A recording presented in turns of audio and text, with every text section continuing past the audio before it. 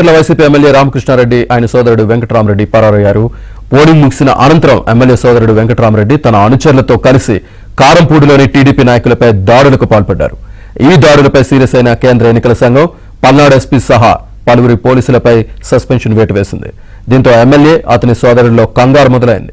తమను కూడా అరెస్ట్ చేస్తారని భయపడిన ఇద్దరు గత రాత్రి నుంచి కనిపించకుండా పోయారు. గన్మ్యాన్లను వదిలేసి పరారయ్యారు.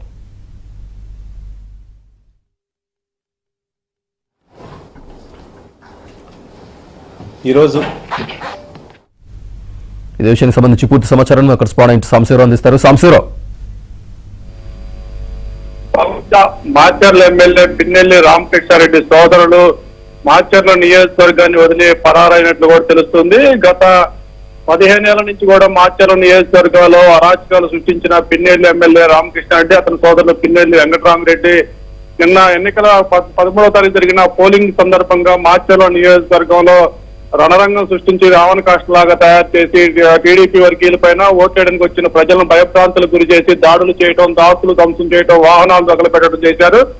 అయితే పోలింగ్ ముగిసిన తర్వాత కూడా ఒక 300-400 మంది అల్లరి మోకంలో రౌడీ స్టేట్లను కూడా మాచర్లకి డంప్ చేసి అక్కడి నుంచి మాచర్లలో విధ్వంసం సృష్టించేందుకు ఒక ప్రణాళిక సృష్టించారు. దీనిలో భాగంగా కారంపూడిలో టీడీపీ కార్యాలయాన్ని తగలబెట్టడం, అక్కడ టీడీపీ నేత వాహనాన్ని తగలబెట్టడం, ఆ రోడ్ల మీద చిరు వ్యాపారులు వస్తువులు మొత్తం కూడా ధ్వంసం చేసి భయభ్రాంతులు గురి చేయడం, మారణాయుధాలు కత్తులు పట్టుకుని రోడ్ల మీద స్వైర విహారం చేసిన నేపథ్యంలో దీనిపై తెలుగుదేశం అధినేత చంద్రబాబు ఎన్నికల కమిషనర్ కి, గవర్నర్ కి ఫిర్యాదు చేసిన నేపథ్యంలో పల్నాడు వ్యాప్తంగా కూడా ఎన్నికలు ముగిసిన తర్వాత 144 సెక్షన్ ను అమలు చేశారు. దీనిపై కూడా కేంద్ర ఎన్నికల సంఘం స్పందించి ఇప్పటికే పల్నాడు జిల్లా కలెక్టర్ పై బదిలీ వేయటం, పల్నాడు ఎస్పీ బిందుమాధని సస్పెండ్ చేయటం, పల్నాడు ఎస్పీతో పాటు 2 డిఎస్పీలు, 2 ఎస్బీసీఎల్ తో పాటు 12 మంది పోలీసు సిబ్బందిని పిన్నెల్లి సోదరులకు సహకరించారని, మరోవైపు అల్లర్లను కంట్రోల్ చేయకుండా వైసీపీ పిన్నెల్లి సోదరులకు తొత్తులుగా పనిచేశారంటూ కూడా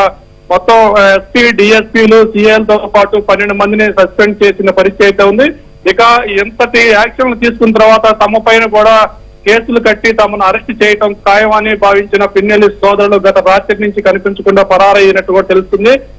తమ వద్ద ఉన్న గన్మెన్లు కూడా వదిలేసి ఇంట్లో నుంచి అర్ధరాత్రి పారిపోయారు. ఈ రోజు ఉదయం విషయం తెలిసిన తర్వాత మధ్యాహ్నం సమయంలో ఇంటెలిజెన్స్ ఎస్బీ వాళ్ళు కూడా వెళ్ళి ఎమ్మెల్యే ఇంట్లో సోదాలు చేయగా ఎమ్మెల్యే ఇద్దరు కూడా ఇంట్లో అందుబాటులో లేరు, పారిపోయినట్లు కూడా నిర్ధారించుకున్నారు. మొత్తానికి గత 15 ఏళ్ల నుంచి మాచర్ల నియోజకవర్గంలో వేరంగం సృష్టించి దౌర్జన్య కాండం నడిపిన ఎమ్మెల్యే సోదరులు ఇప్పుడు అర్ధరాత్రి పారిపోవడంపై కూడా మాచర్ల ప్రజానికం ఒక రకమైన సంతోషాన్ని వ్యక్తం చేసిన పరిస్థితి అయితే మా ఎన్నికల సందర్భంగా ఎన్నికలు అయిపోయిన తర్వాత వాళ్ళు చేసిన అరాచకాలు, మారణ హోమంపై తప్పనిసరిగా వాళ్ళని అరెస్ట్ చేసి జైల్లో పెట్టాలి, ఎక్కడున్నా సరే వాళ్ళని అదుపులో తీసుకోవాలంటూ కూడా అక్కడున్న మాచర్ల ప్రజానికం అయితే డిమాండ్ చేస్తుంది. Right Samsi Rao, thank you.